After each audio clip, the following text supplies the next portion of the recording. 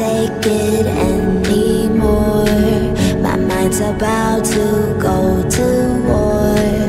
I need someone to save me from myself, to hear me cry when I call out for help. I blame it on the voices that are in my head, wondering if they'll ever be put to bed. Feels like I am close to reaching my wit's end, holding out but I'm about to load up like a volcano.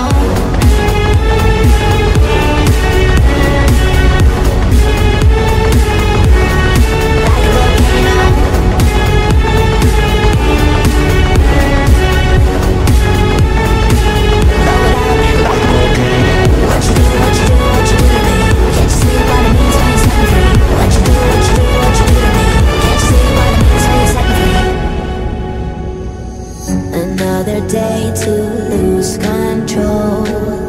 There's a fire in my bones. My sight gets blurry, pushing back the tears. Should take a leap of faith and face my fear. I blame it on the voices that are in my head, wondering if